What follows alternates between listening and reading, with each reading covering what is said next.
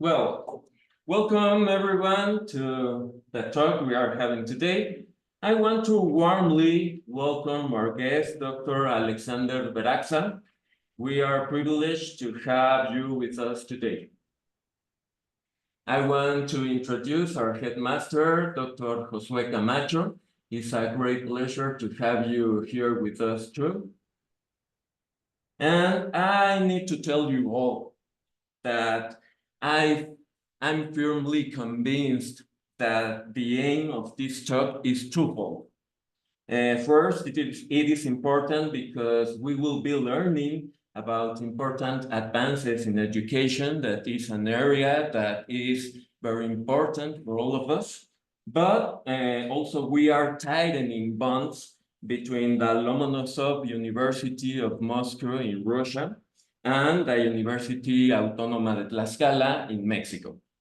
In this context, I should say that it is an honor having today with us Dr. Aleksander Veraksa. Before introducing him, I want to remember that we will listen to him for about 50 minutes, more or less, and then we will talk with him for around an hour. So with no more delay, I want to make a succinct introduction about Dr. Aleksander. He is a doctor of psychology. He holds the position of head of the Department of Psychology of Education and Pedagogy at the Faculty of Psychology at the Lomonosov Moscow State University. Also, he is the first vice director of the Federal Scientific Center for Psychological and Multidisciplinary Research. He is a full member of the Russian Academy of Education, is a specialist in child psychology, and is leading an all-Russian longitudinal study project on childhood. He has more than 100 published articles in peer-reviewed journals and 80 monographs in different languages. So, Dr. Aleksander, you are very, very welcome to the Universidad Autónoma de Tlaxcala, and the microphone is yours. Thank you so much for such a thorough presentation. It is a great pleasure for me to be with you, to share with you of our research, and I hope there will be questions and possibility. I need a permission to share my screen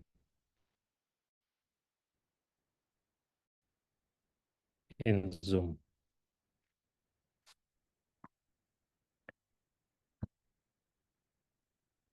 Yes, so I share my screen, and I hope you see the presentation now. Yes, so this is yeah, good. So this is image of Moscow State University. You see it was founded in 1755. Next year there will be kind of anniversary with 270 years. This is also the views of the university from the old, can say, times.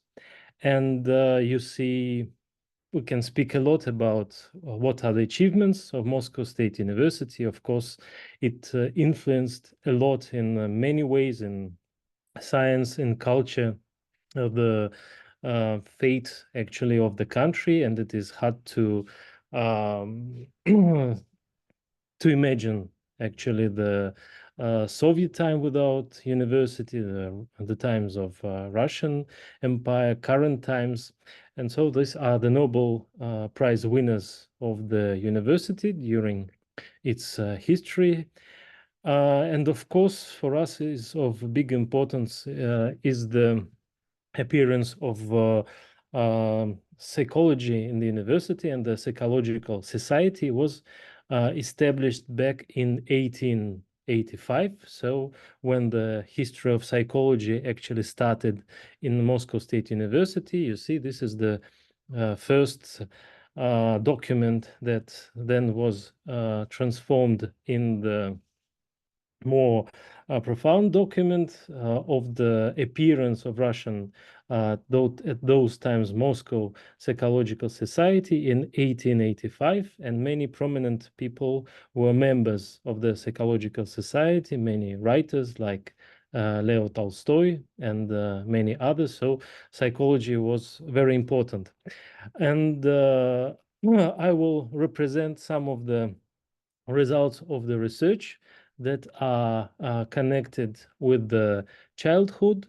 And currently in our country, big attention is paid to childhood because we have we have a decree that states the decade of childhood in our country, and as well we have a decade of science in our country as well. And so this big project was launched with the initiative of Moscow State University, and it was supported, as you can see on the map, in different regions of Russia by different universities. And as we are very multicultural society, the regions, they differ in languages people speak, in many other issues like climate, so many things really differ. And that is why it was important for us to see children from different areas, not to compare them, but to understand what actually influences them. And so you can see on this slide the scale of the project.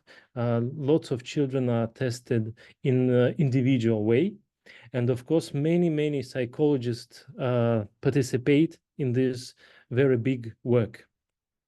We also have international partners, and I would like to stress that, of course, it's not only psychological research, but it's research that cannot be carried out without specialists in different social sciences, in physical education, in language. So we understand that to understand the specifics of the modern childhood, to understand um,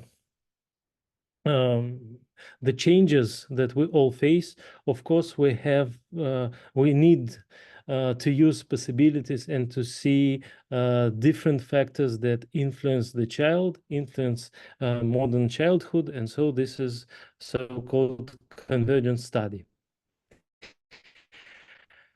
Uh, of course, for us, no doubt that the main theory, the main approach we work in is a cultural historical approach. Vygotsky actually studied in Moscow State University. He studied as a lawyer, but then he worked, and actually for some time he even lived in Moscow State University, was giving lectures there. And the idea that high mental function, as you can see on the slide, the key to the abilities is of no doubt for many years. And this is the base for research, for practice. And so this is why high mental functions, they really determine many areas in our development, many areas in our future life. So actually, the idea is, of course, to look at them, how they develop, and if they differ in the development from, for example, 30, 40 years ago. Of course, we can say that first by Vygotsky and then by Leontiev in the frame of the activity theory, um, we can say that there were some apparent statements that were formed, and these statements are currently tested by the changes in the environment, by the changes, first of all, in social environment.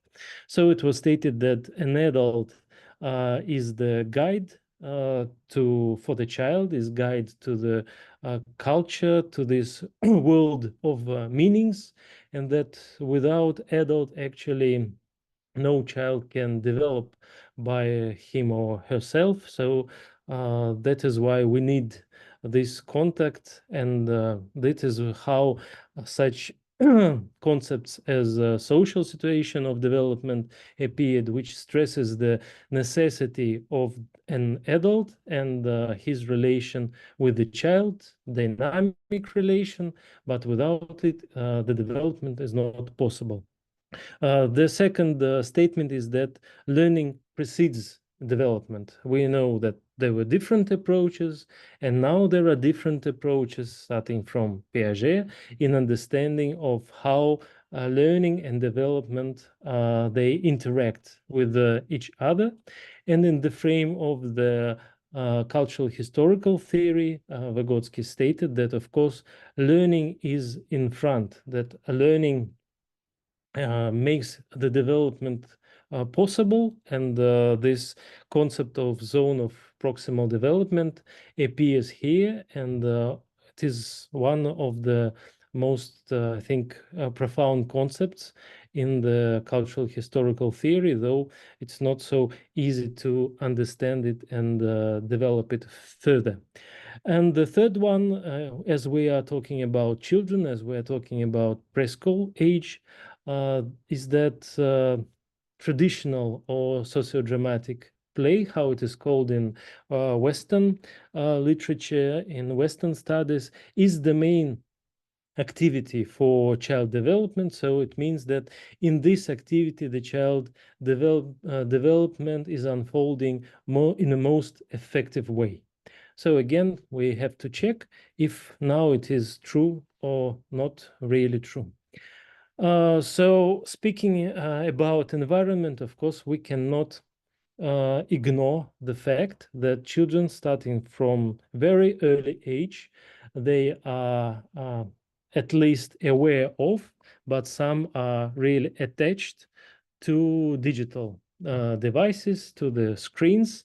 And I will not go into detail with the statistics. I'm sure many of you are aware of it, that for children of preschool age, the weekly time of consuming this screen sometimes goes to 24 hours. So it means that in a week, a child can spend up to 24 hours in the screen, and it means that he's not spending it in another way, in some kind of activity. And so there are some results I would like to share. These results were, we actually received them on relatively big samples, but I will show only some results. So, for example, the question of imagination, of relation between imagination and digital devices usage, we hear that sometimes parents, they think that, for example, modern cartoons or modern video games, they are done in a such high level of technical visual side. So probably if the child uses them a lot, his or her imagination will really develop, will be creative, and so it is much better than other ways of showing something to the child than just give this possibility to enjoy.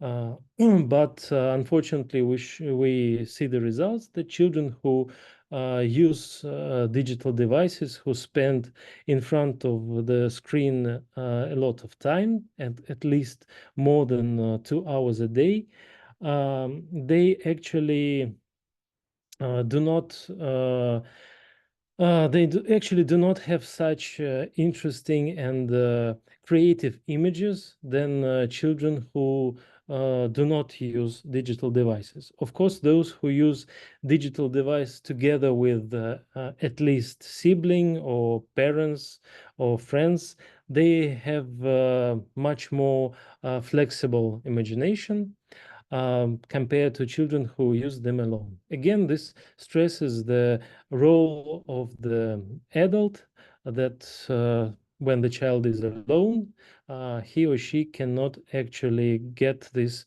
access to culture. Another example is relation of screen time and emotional development.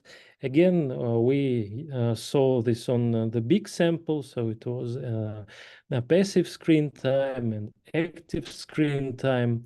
But again, we saw that if the child is using screen more than 2 hours in a day, we saw that emotional development in terms of understanding emotion, in terms of actually ability to see different emotions, to understand how the emotions can be controlled. So they really, during 1 year, they did decrease. So it means that this was a very dramatical result. And so again, it shows us that from the side of the emotional development, again, using these digital devices for a long time on a daily basis is not the best idea if we think about the child. So another side, of course, is speech development, because if we come to back to Vygotsky, he showed that language is not only a high mental function, but it is also an instrument of development, the fundamental instrument of development. So this is very important to see how screen time is related to the, for example, vocabulary of the child. And so we see that, again, volume of child vocabulary is negatively associated with the screen time. Sometimes adults think that the more the child hears the language, speech of others, for example, speech of adults through this phone or screen, other or tablet, the better. But we see that no, it is not actually true, because again, the child on her own cannot use this information. And again, we suppose that the problem is that an adult is needed to explain to the child words, to show the meaning, and again, to help the child to go into the culture. Of course, we can say that there are differences in usage of digital devices. They can be used in, we can say, natural way, for fun, for entertainment. So something that is not really connected with using device as an instrument, as a meaning for some activity. And in this case, of course, a child actually is not so dependent on an adult. And there is a cultural use when we use screen for some activity. For example, we search for information, or we use it for communication, interaction, and so on. And this is true. And our results show that there is difference in development of self-regulation, or how it is currently studies executive functions, that those executive functions are much better, and all components of executive functions are developed in those children who use them in a cultural way, and who use them in a natural way, minimum, like less than an hour a day for sure. So again, this shows, as we understand, that it's not impossible to discover the cultural use of digital device without an adult. We understand that again, an adult is needed here for development of this self-regulation or executive function. And also, this is an example how screen time is connected. It is verbal working memory. What is important is that here we see both active and passive screen time. You can see in the literature that active screen time is much better than passive. That's true. But however, we see that this influence is negative in general. The more time the child spends in front of the screen, the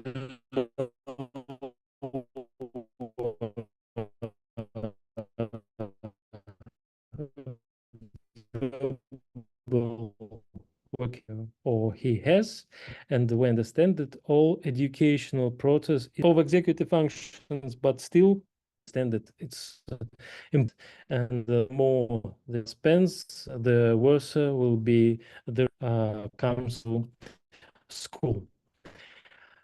Another question is when is this?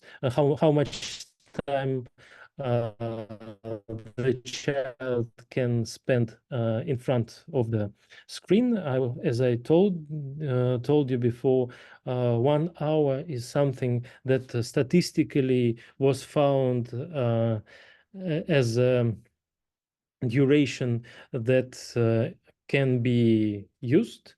And so we can see on the slide that when the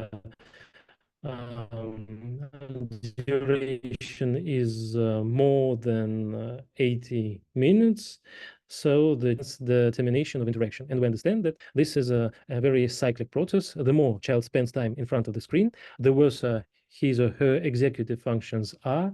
And so the more difficulties an adult will face when trying to switch the child from the screen to some other activities. And so here is also the important result when we saw that during the year, how development of self-regulation was influenced by the fact with whom the child was. So we see again that if digital device was used alone, we saw the decrease in executive functions development during the year. If it was used together with siblings, we saw no changes in executive functions. Here is the example of inhibition, one of the component of executive functions, which is really hard to train, inhibition. And so the third example and the third result is then when the parents told us that it was that digital device was used together with them, we really saw that during the year in inhibition there was an improvement, statistically meaningful improvement compared to other groups of children. And of course, we understand that, and we see according to the answers of children use digital devices alone on their own. So again, it's a kind of dangerous situation if we talk about psychological development and well-being of children. So coming back to speech development, as we were talking about its importance, what is the most influencing factor of speech development in school? So our longitudinal study showed that we asked and controlled different factors. We saw the parental level of education. We saw the level of economical level of the family, number of children, and many, many others. But what was important for us, the question of joint reading. Yeah? And so parents answered to us if they read on a daily basis or do it very seldom for children. We understand, and we again received it from the parents, that this procedure usually takes about 20 minutes. And so then we saw that after 3 years. So we asked parents when the children were 5, and we saw the children in the second grade of school. So 3 years later, we saw that really this reading practice was the most powerful predictor for speech development. You can see on the slide that all major components of speech development, they were connected with this practice of joint reading, not the economical status of the family, not the level of education of parents, but this practice that took really not so much time from parents. But you see that we saw differences in hearing, in understanding of logical grammatical constructions. We saw it in verbal associations, so we saw in the differences in vocabulary.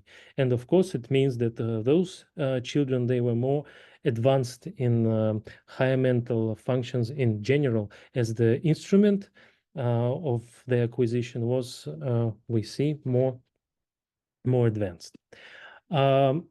One of the important examples that again stresses the necessity of an adult is, we can say, this natural experiment. We all went through this natural experiment, the pandemic.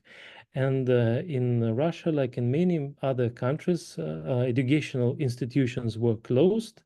The same for the preschool children. And so we had this opportunity to compare children, results of the development of children, those who were before pandemic and those who were during pandemic. So we compared the progress of children during 1 year. And so what we saw is that I think it's very reasonable and understandable that children from the traditional group, they showed higher results than compared to children who suffered from the situation when educational institutions were closed. So they were higher in understanding of emotions, and they were higher in executive functions or self-regulation development. And again, it shows us that educational system and the role of an adult, of the teacher, cannot be substituted by some digital devices. We understand that, of course, during pandemic, digital time was very much increased, and some educational institutes, even for preschool children, they tried to use digital technique in order to work with children. But we understand, of course, that work with small children is very hard, and this face-to-face interaction is very hard to substitute by some other forms of interaction, and especially also this interaction with the peers, which is very important for preschool children. So coming to the educational environment, what we can say is that, of course, we wanted to know if really the executive functioning of children differs in the situation when they have effective and not so effective interaction with the teacher. We used class scales. Maybe some of you are aware of them. They are heavily based on ideas of cultural historical theory, and authors explicitly state it. And so there are 3 main indicators of this interaction between children and the teacher in preschool. You can see them on the slide. It's methodological support. So when the child gets feedback, how he gets this feedback and instructions, also organization of group work, so how efficiently a teacher organizes children, switches from one activity to another, and emotional support, which of course is important, so how the child feels him or herself in this or that group. So if we understand that if the child feels safe, then probably he or she will have more motivation to learn something new, to be engaged in many activities. So we selected several groups with high level of this interaction and with low level. We understand that it was done in a very random way, and we saw that children were about not more than 5 years old, and what we saw is that really children from the groups with the high level of interaction, they had more executive functioning, higher executive functioning development, and we were thinking that maybe it was the groups that somehow appeared in such way, but we traced much more groups then.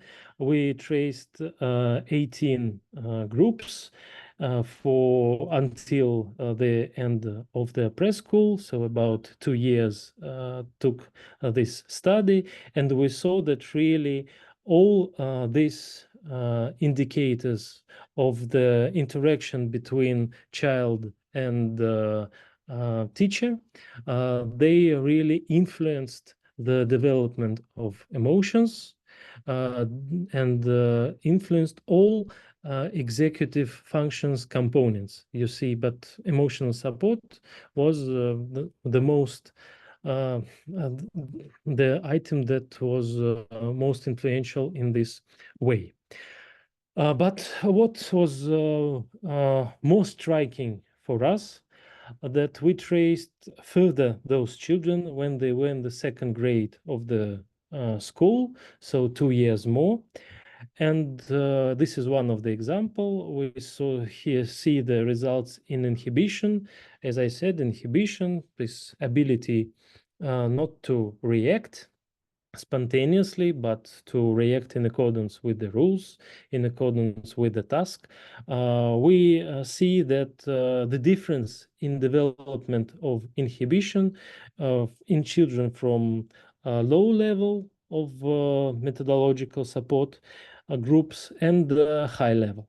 So we see that children from high level, when they go to school, and we understand that going from preschool to school, at least in our countries, of course, it is a challenge for a child because he or she is changing completely the surrounding. It's another building, another rules, another adults, and another peers.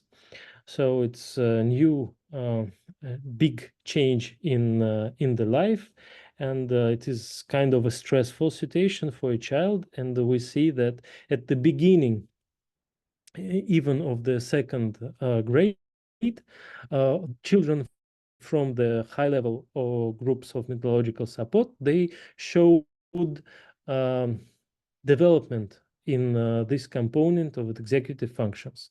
But children from low level, they showed not development, but this component decreased. So the changes were negative. And for us, it was striking because, again, it shows that this period of preschool age is very important, and it really influences the further life of children at school. Also, there was a question for us, a big question about emotional development of the child. If we need to make the environment very safe and comfortable and predictable for emotional development. In general, we saw that it is not so. As I told, there is an influence, but the influence was interesting for us because the average quality of this interaction turned out to be the best for emotion development for children compared to high quality. But we understand that high quality is understood when adults actually interfere in children's conflicts. So they try to make the situation when there are no conflicts between children, when everything's smoothly moves from one activity to another activity, and basically children are happy and they do not face any stressful situations. But we understand, at least these results show that for emotional development, children need possibility to solve some conflicts, to solve some hard situations, but of course they should not be too hard. And what is also important for us, again, we saw it on the example of many children, as you see on the slide, that this quality of interaction between child and the teacher influenced sociometric status of the child, not only at school, not only at preschool, which is obvious, but also at school.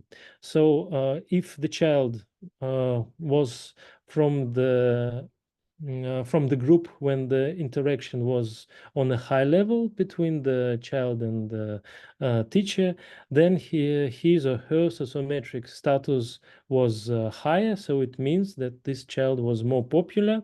It means that this child had more friends, so they selected him, and he also selected those children who liked him or her. So this is again very important for adaptation, as we said that, of course, coming to school is not an ordinary event for every child. Another thesis that we talked about is that if learning precedes development, we have not so much time, so I would like to show this slide and to say that we see here how actually this working memory that is very important for education, and we talked about it, how it is related with the quantity of extracurricular classes the child attends.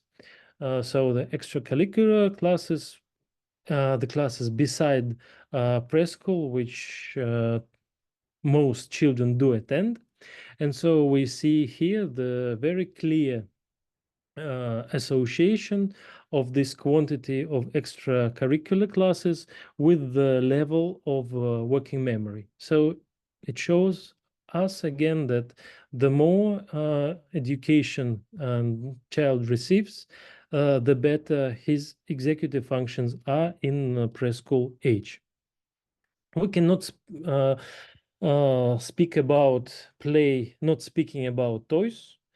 And we would like to answer the question about play if it is still the leading activity. So what we did is that we made a big study about the toy preference by children using eye tracker and using the verbal presentation of children, why they choose this or that toy. I will not go into detail, but what is really important is that many children, when they made their choice of the toy, and after that they were presented with this trendy, at those time trendy toy you see on the slide, and the child was asked, would you like to take the toy you have chosen, or you would like to take this Huggy Wuggy toy that was very popular? And more than a half of children, they said that they want this very popular toy. And what was interesting for us that first of all, of course, the choice was connected with the level of executive functioning of children. We saw that children with more developed executive functions, they really not so easily was switched to this popular toy, which again shows us the relation between play and development of a child. But what is more important is that those children who chose this modern popular toy, when they were asked, what would you like to do with it? How you are going to play with this toy? And all children, they couldn't actually answer this question. They had no idea about what to play with it. And the answer you can see on the slide is that I will throw it to the ceiling. It was a very popular answer of children. So this show us that why those toys are dangerous. They are dangerous not because they attract children, but the problem is that they are not connected with the play. They do not actually help child to build this play, to structure this play. And of course, in this case, they are not, their influence is not very positive. What we wanted to see is which kind of play is more effective for the development of all components of executive functions. We took video games. We know them that many children play and they find it interesting. The research shows that yes, some digital games can be effective in terms of development of executive functions. Then we used rule-based games, board games. They are also popular among children. There is a social component. There is a component of actually keeping in mind the rules and sticking to these rules. So also we took this, and the third large group was different kind of play, including free play, including play when the child is organizing the play and traditional way. We see it and in kindergartens, though not so often, is when the adult is organizing this social dramatic play. So 3 groups, 15 meetings with each group, more than 200 children participated.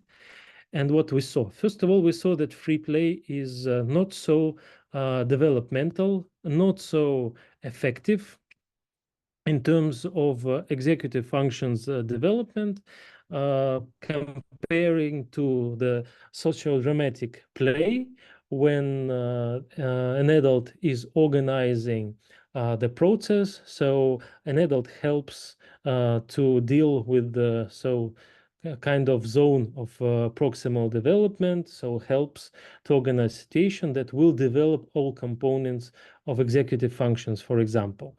And we saw the results. What is important, it is not the result of post-test, but the results after 3 months when the intervention was over.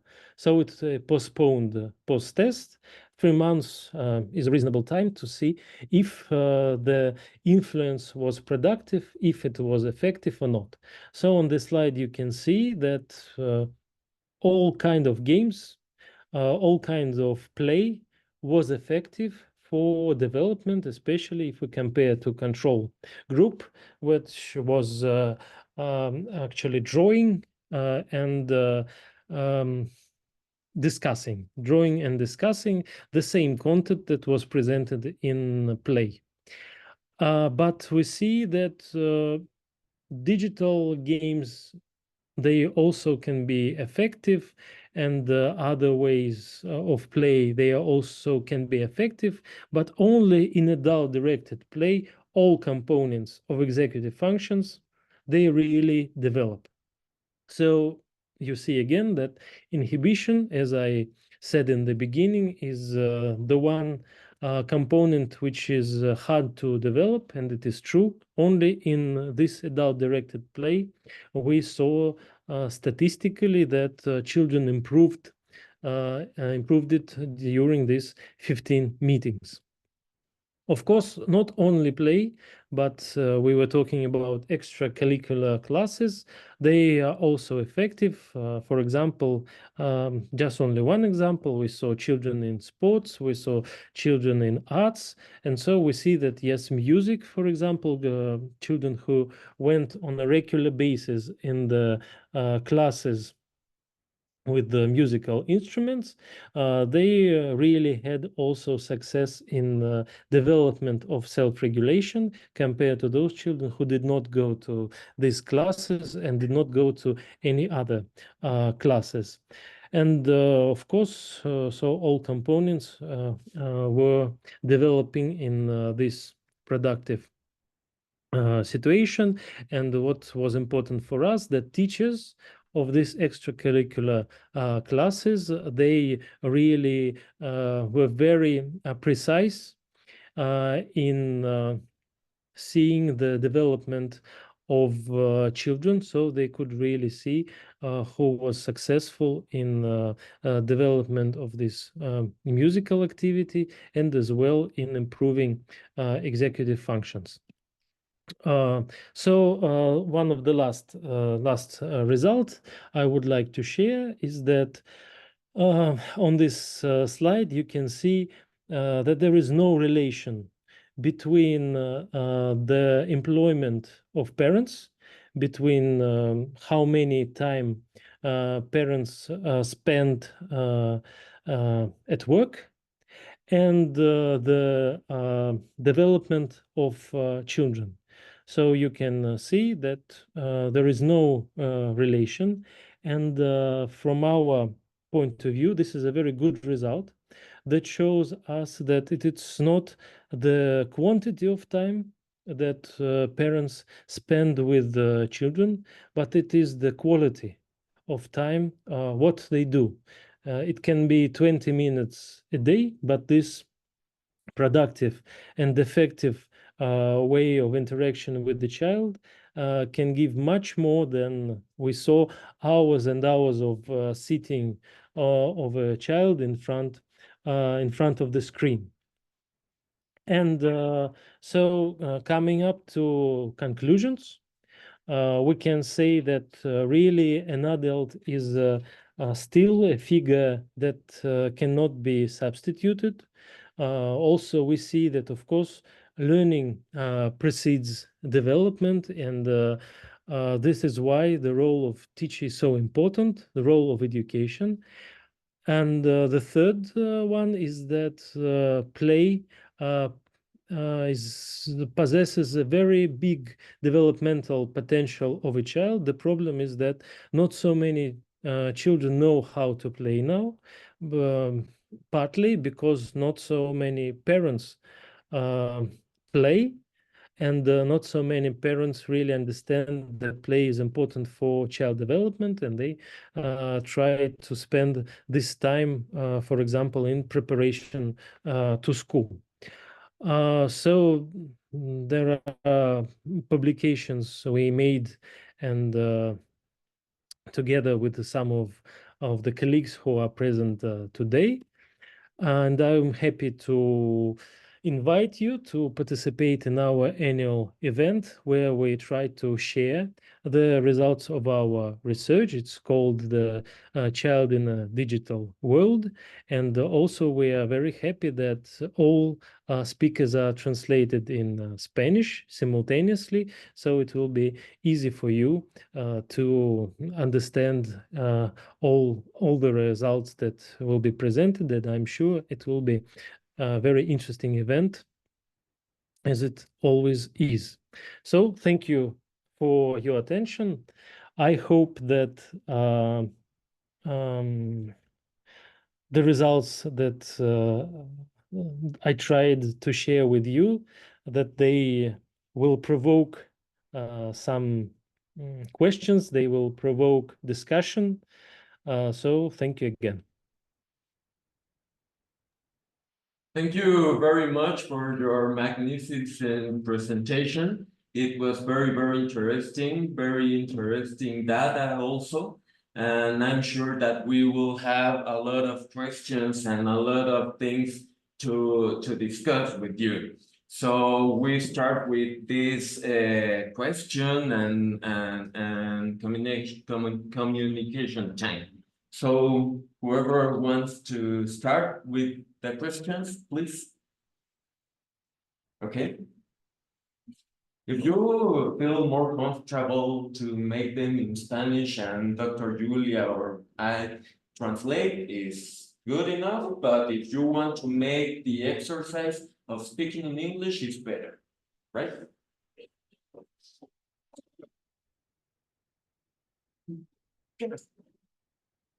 Maybe here, but I think that the sound is enough for Dr. Aleksander to hear us all.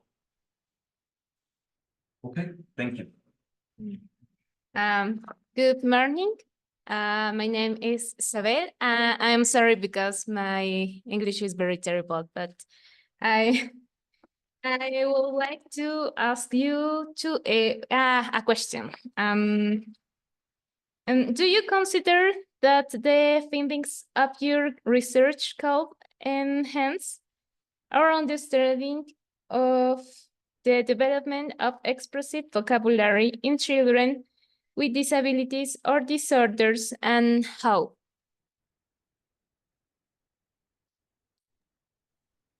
So if I understand your question correctly, the question is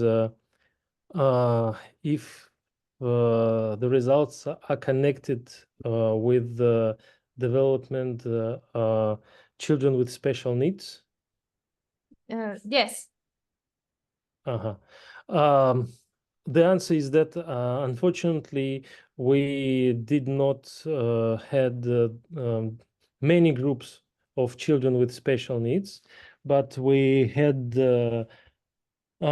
different groups of children. I will not again go into details with that, but for sure I would answer that the difficulties teachers and professionals, especially neuropsychologists, face with children at school, they all start much earlier, and there is idea that probably these trends that we see in preschool, they are connected with the difficulties we see at school.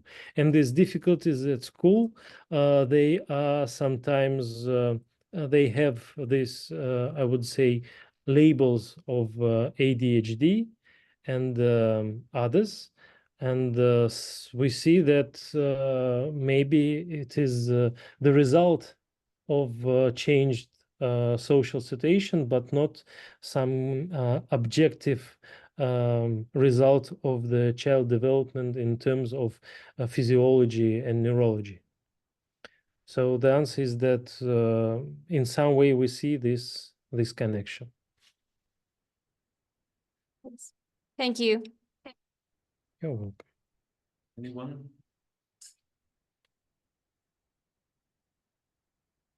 I make a question for the moment while you write your questions. Yes? Yes. Okay. So I think that you hear me right from here, right? Okay. Yeah. You said and you show data about this statement about learning preceding development. That's striking idea for me, because I understand that learning is a way of showing development. Maybe this controversy is because of the way of conceptualizing, I think, development.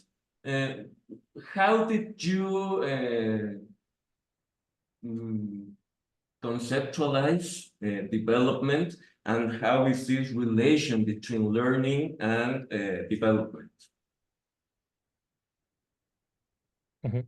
The idea that learning is in front of development, that learning is leading, yes, that learning is leading the development, is stated in well, all fundamental works, starting of Vygotsky. The idea is that, as I said in the start, the child by him or herself cannot open the culture, cannot see the culture. If we compare it to Piaget idea, in Piaget it's vice versa, that the child is in some way alone, and that the most important is individual experience of a child. And in cultural historical theory, the idea is that the child is not alone, and that the child is not preparing for a life of that he or she will lead alone. The idea is that the child is prepared for social life, for life with other people.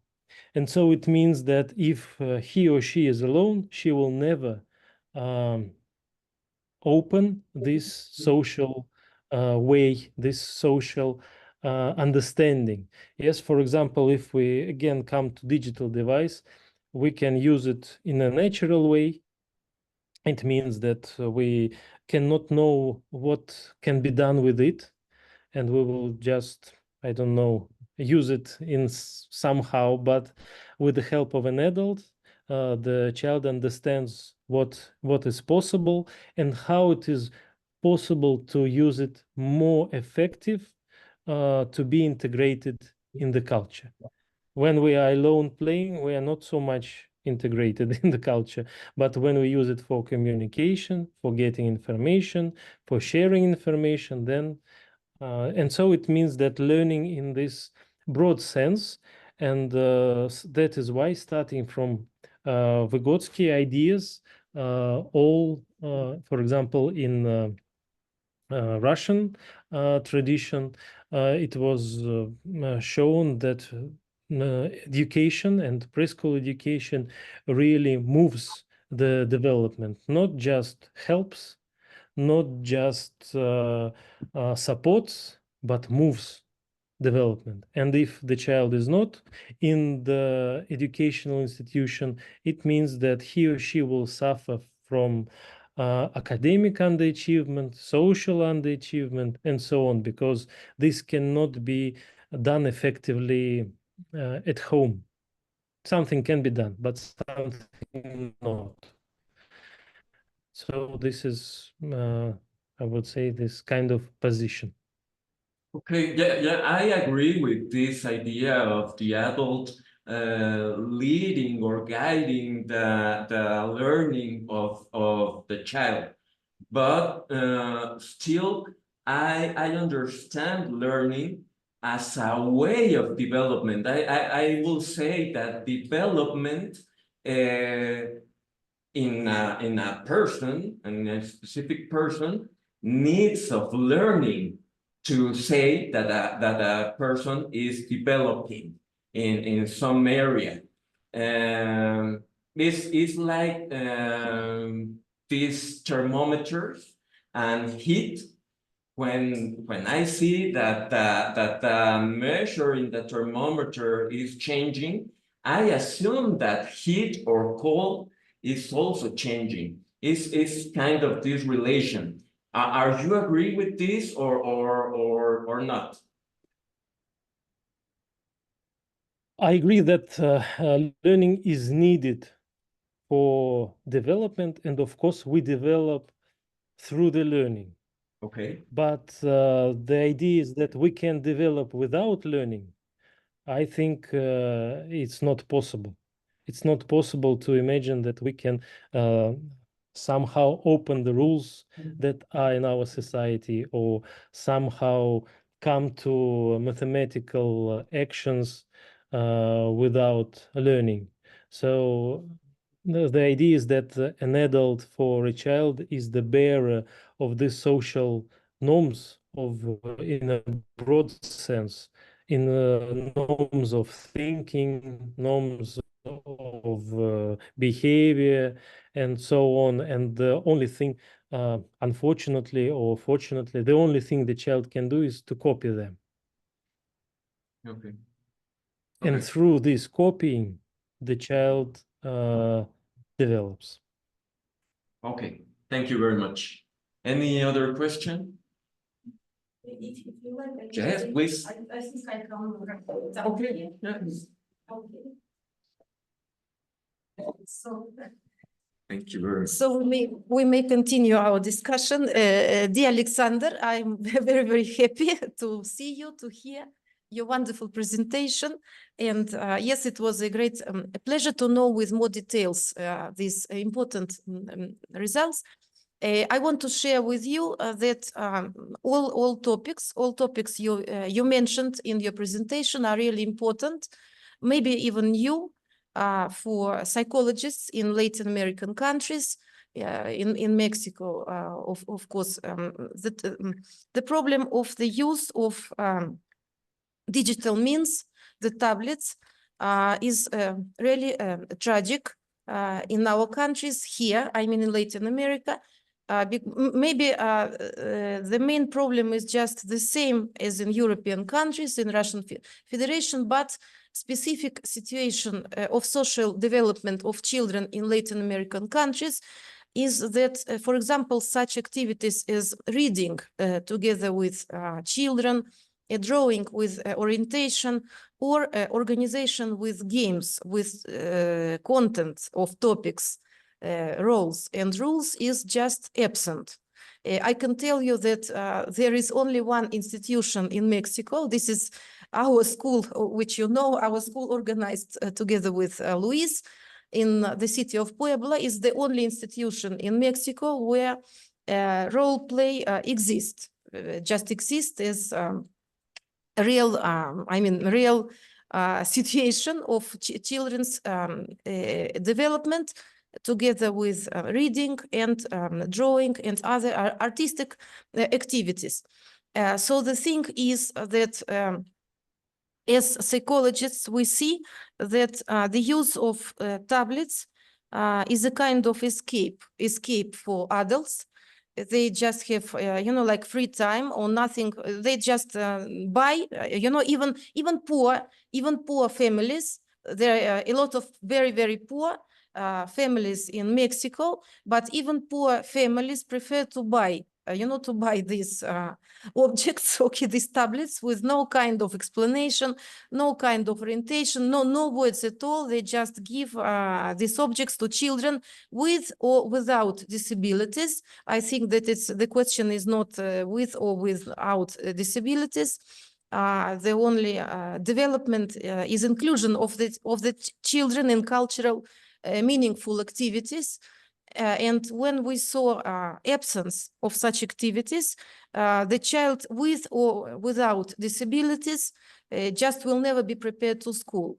So we see the situation in all days, I mean, of our consulting and the educational practice in all states. And also we see the same situation with colleagues in Colombia, Brazil, and all other countries. It's just the same, no differences. I think your research is wonderful. And even I think about maybe of some kind of research we can provide, we can think maybe together with Dr. Francisca later. So I want to let you know that this kind of activity is directed role play is absent in Mexico. So it's so difficult to provide groups, groups of with comparing of some kind of results. Of course, we can use our, my school, but it's very little school. I think we can think about some kind of research. But I want to ask you, could you, maybe you express your own opinion or opinion of your colleagues, how we struggle, I mean, how can we struggle with mainstream, I mean, of just commercial sending or just popularity, you know, silly popularity of these tablets, I mean, as magic, as magic objects for children. Do you think that some explanation, I mean, some maybe work with parents in groups or teachers of kindergartens will be useful? Or how you, I mean, how you in Russia or thinking also in a Latin American situation, what do you think will be the best way, I mean, to overcome such enormous difficulties of children, of the child's development in preschool ages? Yulia, thank you for your question. And I would like to say that, of course, in our country, and I think you are aware that in Russia we also have very big difficulties in our desire that socio-dramatic play should be presented in families, in free time of children. Of course, we see that in educational institutions, less and less time there is for child play. More and more time is devoted to preparation to school, to very structural preparation, like they are not called lessons, but in the essence, they are lessons. And so this is one problem. And another problem, of course, that screen time is increasing. It's not decreasing. And though many parents, they are aware of this, I think that only now some schools, they start to forbidden the usage of digital devices at schools. So we had this law that could pass maybe soon, that digital devices will be forbidden at school at all. But we will see. Of course, you're right that we need to work with parents and teachers, because when teachers are alone and they talk about importance of play and parents don't understand them, it is nonsense. And so we need to support teachers, because teachers, they usually understand that this kind of interaction are very valuable for child development. And so we try to promote it.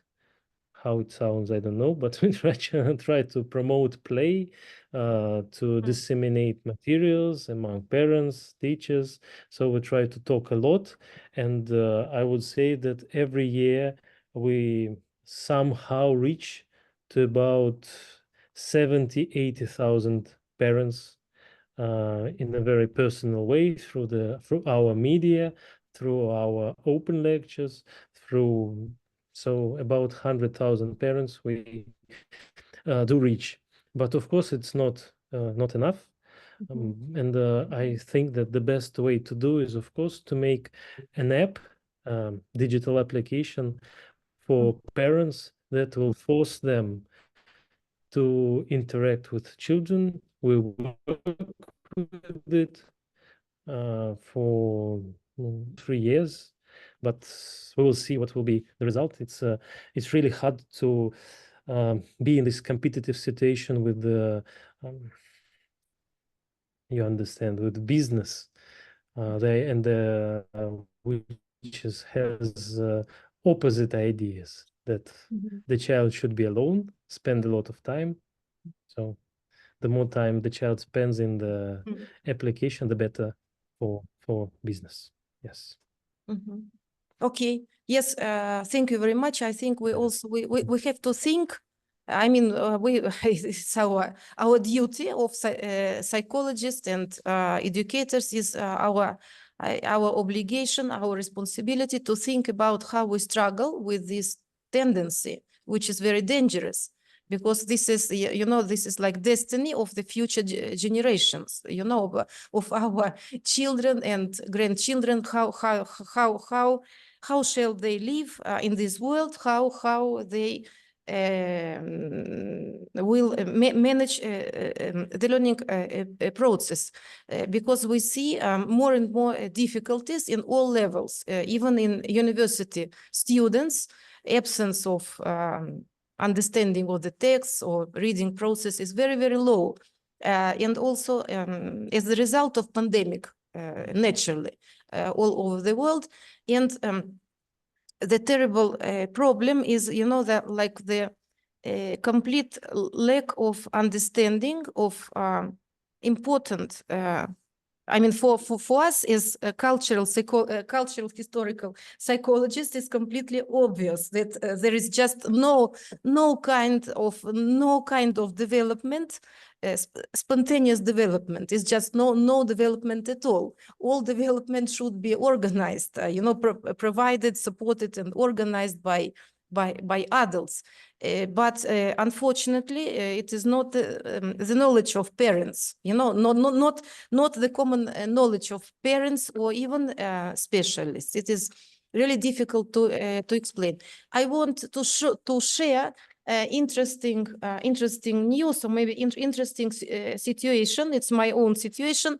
At the present moment, I think it can be interesting for you and also for our colleagues and our students here. We are working now during some months. We started last year in November, I believe October and November. We work with autism, the topic of autism, the children, Mexican children, and we have colleagues from Portugal also connected, because we work with group online, and we explain assessment and rehabilitation of children with the diagnosis of autism from the point of view of Luria's conception and psychological conception of the age. So we see, we train people, specialists, specialists. They are psychologists mainly, maybe pedagogists or even neuropsychologists. So we train them how to provide diagnosis of children according to Luria's conception, and to find weak neuropsychological mechanism in each case. But even most important is how to work with the children. So amazing situation is that we have children maybe of 8, even I think 9 is the biggest one, and the smallest one is 3 years and 6 months. The children don't speak, they don't play, they don't touch things, because the idea of the parents is that the child cannot touch things. And the explanation is that he cannot touch things because it is autistic child. The child cannot speak, the child cannot eat by himself or herself, because again, it is autistic child. Same situation with very high educational level families in Portugal, which is European Union, and supposedly they have wonderful, everything is so great, but same complete nonsense.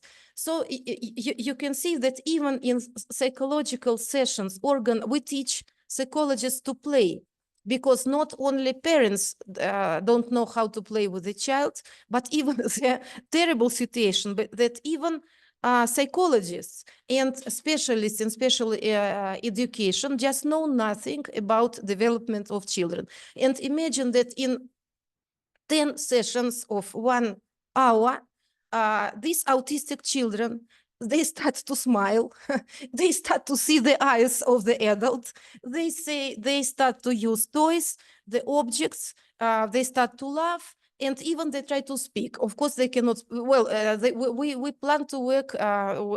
We plan to do 60 or even 100 sessions.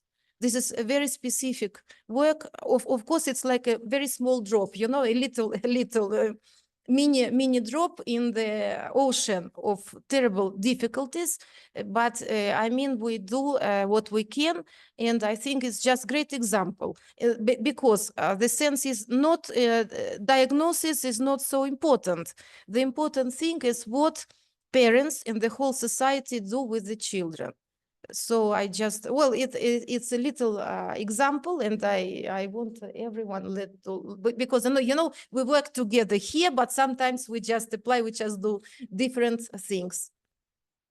Well, so I think, in my opinion, the way is specific preparation of specialists, and maybe some kind of talks or little brief programs for parents. Maybe, of course, I'm not sure how to reach this purpose, but I mean, I do it all the time in all countries I travel. So when I can, I mean, we speak, always we talk. So Vygotsky is very important, I mean, even now, and the whole position is important, so we have to support it, and we have to show, I think it's our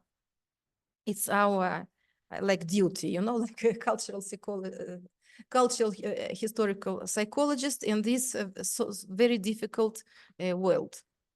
Well, this was my comment. Can I ask you another question? Maybe can you explain? Or you want I would like to reply first. Oh, I would yes, like please, to reply. please. Yes, please. Yes. I think that the main idea is that for our audience is that the laws that were opened by Vygotsky, the laws of development, they didn't change. But we see the changes, and that is why it is so important to think of how we can adapt to these changes, because what we see, for example, that this, how to say, material side of the action, it goes somewhere, it disappears with these digital devices. And we see, we did compare results of children of 80s, 50, even about 40 and more years ago with the modern children. And we saw that in terms of, for example, modeling, in terms of spatial orientation, modern children, they are not so good, though they use these digital devices a lot, and it can make us feel that they are very efficient in perception development and thinking development, visual thinking development, but it's not. And so I think that is why we should think how to combine and not to let go away these traditional activities like constructing, drawing, or playing, and not just giving this digital device that will substitute everything. It doesn't work that way. Of course, Yeah. we agree completely. The problem is we understand it, but society doesn't. So we have to struggle somehow, or invent something what we can do in this world. Indeed, I have some sort of provocation about what you have been commenting or saying in these last minutes. And I want you to hear this and know what is your contention about it. I am sure that both of you are aware of learning machines like Duolingo, in which a person can relate with an app and start learning a new language, Russian, Spanish, whatever. And also, you are aware of this kind of, let's say, persons, digital persons, like Siri and Alexa, right? And all of this is in the box of artificial intelligence, right? So you said and you have been saying that technology, especially the use of screens, precludes development, right? So the question is, with all this development, exponential development of artificial intelligence, in which a group of people can, let's say, make the artificial intelligence to learn even about culture. Can you imagine that artificial intelligence in some moment can substitute the role of adults in learning? Because of this, because of this development, right? I believe that the child has to have to some kind of toys or material in front, but that artificial intelligence can guide this interaction with these toys, with this material, and that in some way artificial intelligence can substitute the adult in a more efficient kind of development and learning. What do you think about? It's a provocation. Okay, right? I think let Aleksander, our invited guest, Okay. to answer. Okay, I will answer in terms of analogy. Yes, for example, of course, we can watch, I don't know, some theater play or opera. We can watch it on TV. And we can say that, oh, yes, I've been to the opera, I've watched it on TV. Or I've been to the theater, I've watched it on TV. But we understand that the idea of the theater is not to watch it on TV. The idea is that it's a cultural event. We prepare to this cultural event. We dress in a special way. We organize our time. We go in time. We buy tickets. We are together with other people. We see other people's reaction. We see what is behind this play, what is in the during the breaks between the play, and so on. It's a very special cultural event with lots of cultural actions. And of course, in some moment we can say, okay, it's very time consuming. Let's stop it and show everything online. And no tickets, nothing. And we can think that everything will be okay. It's just the same. I doubt. The same with the texts. Yes, we can find everything in the internet, like in Wikipedia and other websites, and read all this short or long. But the problem is when we read the book, it wasn't just reading the book. It was the culture of collecting books. It was the culture of exchanging the books.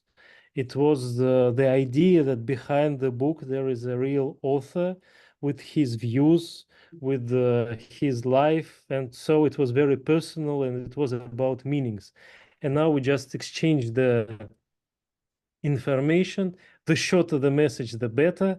And well, we can say that it is the same. It is all the same. It is, and it's now it's much better because we economy time and we just tell the main thesis right now in 2 sentences. No need to read the book.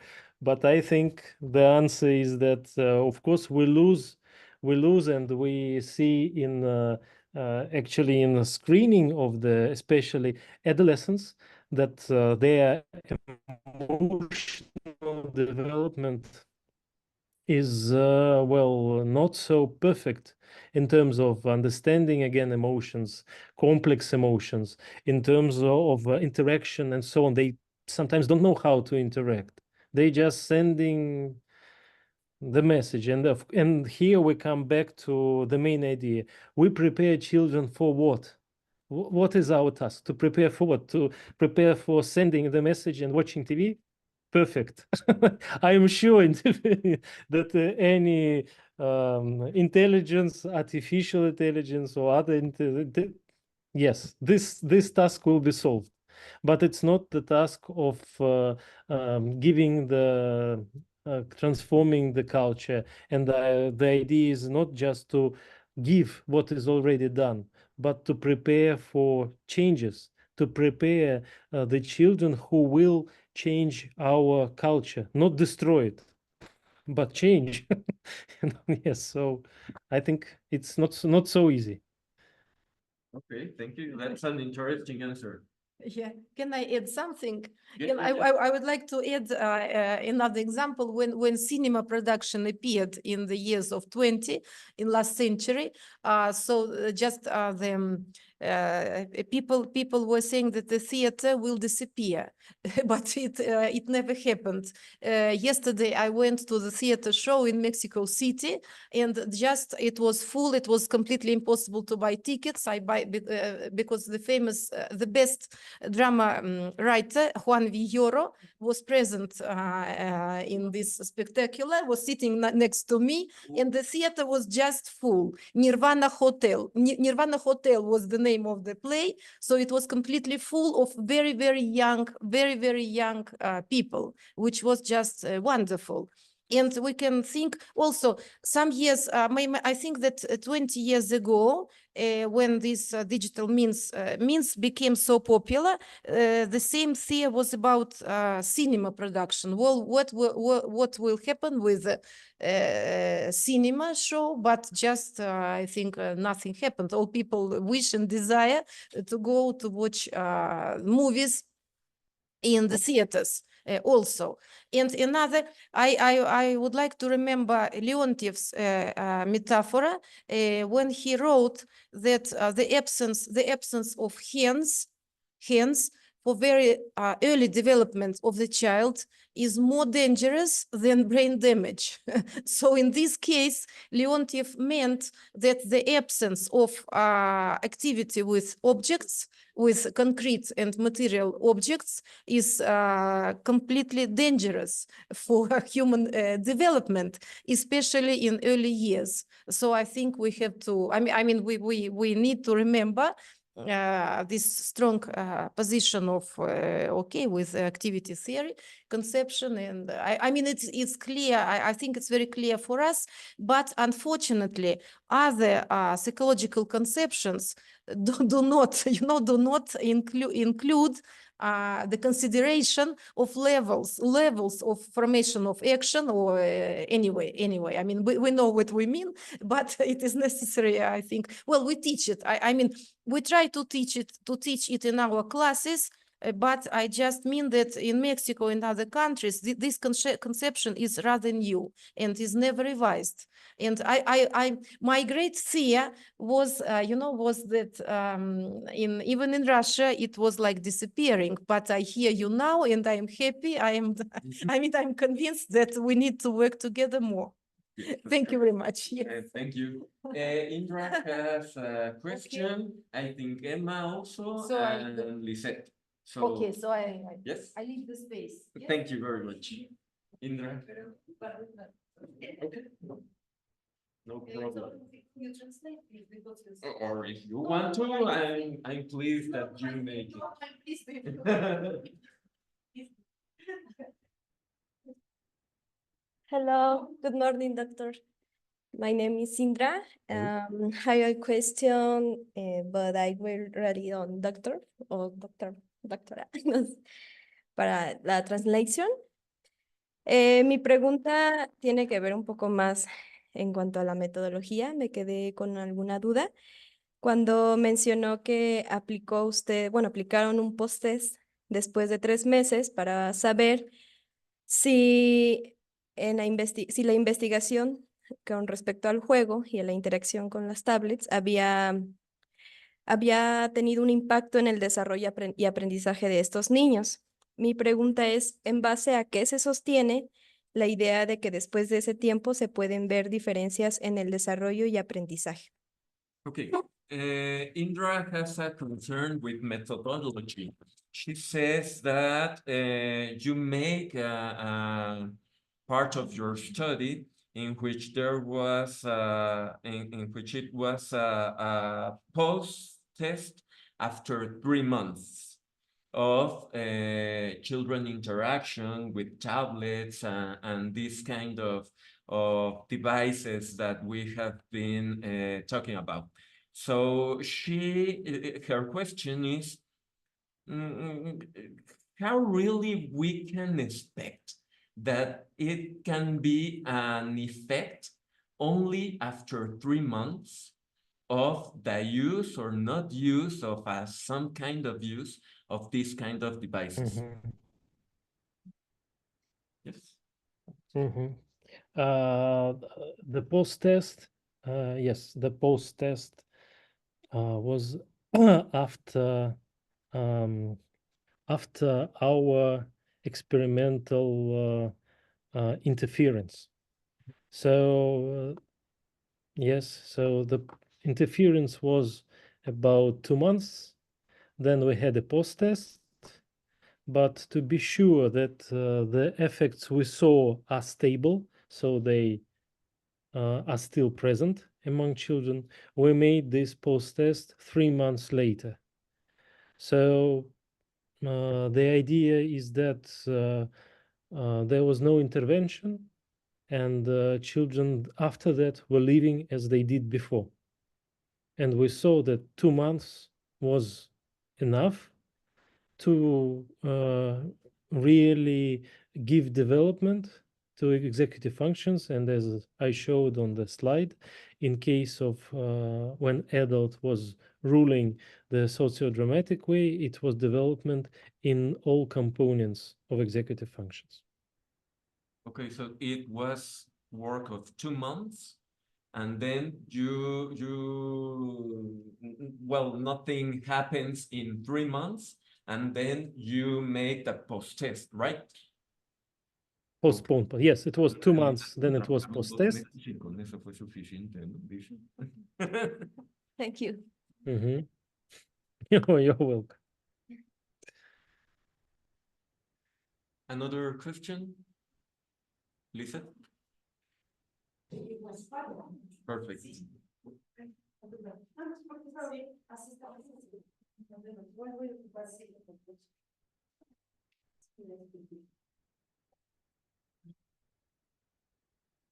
Hi, doctor. My name is Lisette, igual. La pregunta es, ¿hasta qué edad se considera adecuado introducir a un niño en el mundo digital si consideramos que la teoría de Vygotsky destaca la importancia de esta interacción social para el desarrollo del lenguaje? Until which age is correct to put at their grasp to children this kind of devices, since Vygotsky Destaca la... Vygotsky says that it is important for social intervention in the language development. He speaks about it, and from which age can children can have a development working with these devices. So the idea is that we understand that speech development starts when the child is not speaking yet. Yes, from the child when he or she is 1 year old, but already before that, the child is in the social situation of development. And so it means that Vygotsky wrote that the main task of an adult is to show the ideal form of the language. So not to speak with the child in the childish form, but to speak with a well, person. Yes, it means to show these ideal forms of language from the start. And Vygotsky said that why there is a problem of language development in preschool institution. It is because child is surrounded by other children who are speaking some other language, some child language, and so it's not the best thing for acquisition of language. And I will give you the result. We had, as I told you, during the COVID, it was not good for most children because they were at home and parents were working. Apparently, they had to work, so they couldn't pay enough attention to children. But when we come to small children under 3 years old, it is clear that parents could not leave them on their own because they are too small. And this group of children showed increase in language development compared to children in ordinary situation, so non-pandemic situation. So those were only group of children who got positive effect of pandemic because they were with parents and they were with these ideal forms of language. And it was shown among more than 12 countries. We participated in this big study, and it showed that, yes, the only children who had success, those small children, because they were with parents, who spoke to them, and so their language development increased a lot compared to those children who were not during pandemic at the same duration of time. Thank you. You're welcome. Any other question? Emma? No? Roxana? No? Well.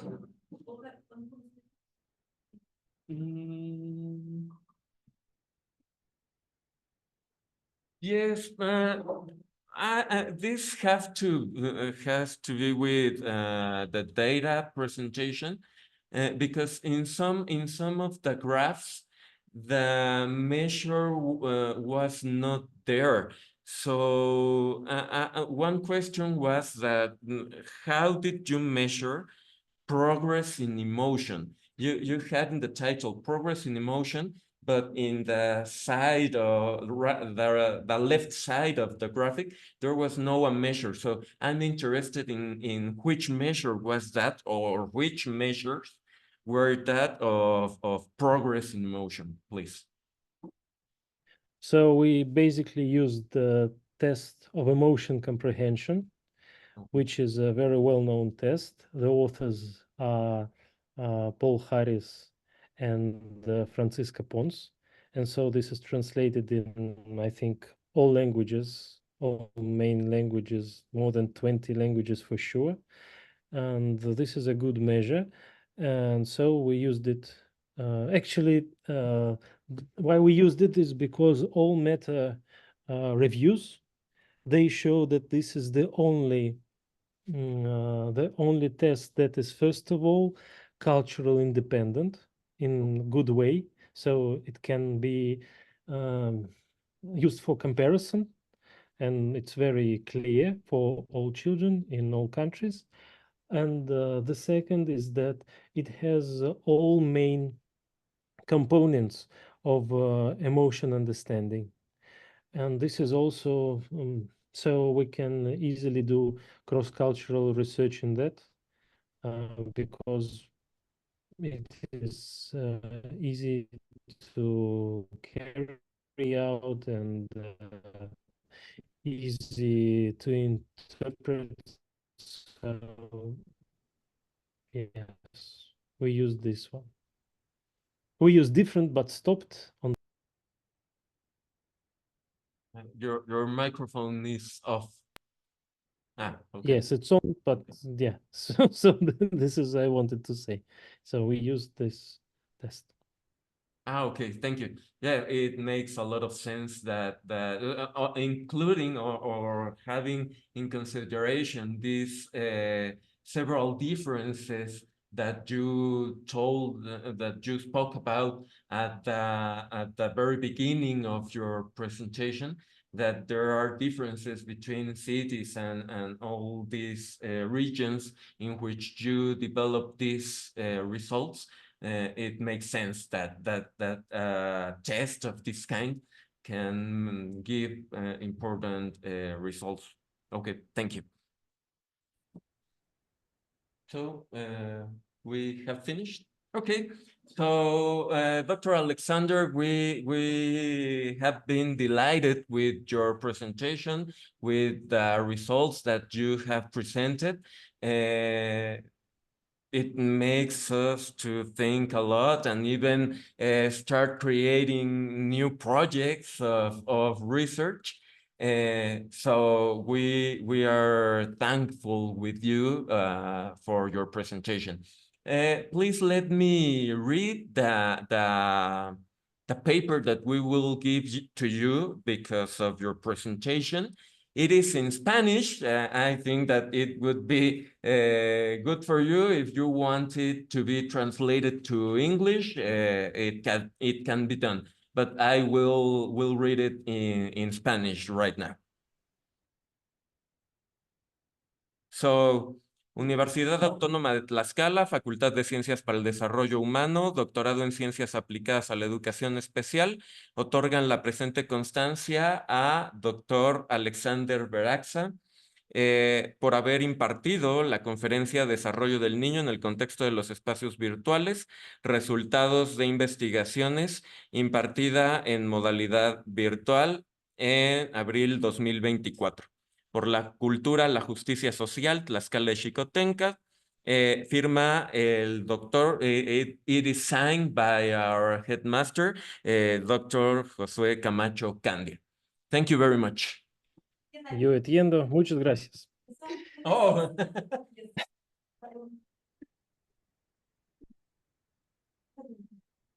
Yeah, He understands Spanish? I think he can understand something. Do you understand, Alexander, some Spanish? Un poco, sí. Sí. Yo vivo en Cuba. That's pero sí. great. So can you repeat your presentation, but now in Spanish, please? Maybe next time. Maybe your next presentation will be Vamos a ver. It would be great. I would like to mention to remember that we have signed convenient between agreement, yes, between our program here in PhD in special education program and Federal Research Center of Disciplinary Research. I'm sorry, I cannot learn the name, this present name of Vygotsky's Institute. I'm even in Russian, I'm just unable to pronounce this name, but still all other Russian colleagues say the same, that they cannot learn by heart this name. But I mean, your presentation was the first academic activity of this agreement. So we believe that it is just the start. And I think it's very important to think about some possible research or maybe other. We hope you could give us another presentation, maybe in October, maybe another topic. Yes, we shall have more we shall have more students very soon. So we have only 5 students now, but very soon I think maybe 10, maybe 8 or 10 new students will enter the program. So I think well, I propose to think about maybe some concrete, maybe not so difficult research as you mentioned now with so many details. Maybe we can do something maybe simple, maybe with the help of some project of PhD program. Maybe I think it is important. Please, Francisco, what do you think? With this test that Dr. Aleksander mentioned, that is Yes, not biased or limited by culture. Maybe we can apply it here and to expand to the results that we saw today. Of course, but together with the interview with the parents, I think together, so we have discriminate the time of use of the tablets by the families. I think something maybe, yes. So we can prepare the interview and we can provide maybe this test. We can think, right? Yes, we can discuss. And of course, I would like to stress that the presentation, it is an invitation for our dialogue, an invitation for our research, because again, the idea is the more we know about different children in different countries, the better. Ah, This is for them, for parents, for that we can start with things, but very effective things and to learning of Mhm. again Uh-huh. Vygotsky and Uh-huh. yes. See. Unfortunately, can we ask you to repeat these last sentences because unfortunately the connection became very.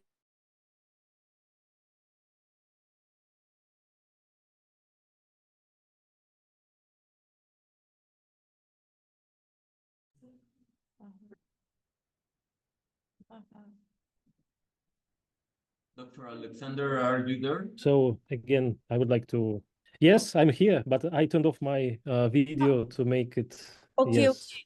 Yes, the please the repeat internet fast. please repeat your last idea, last paragraph. Yes, because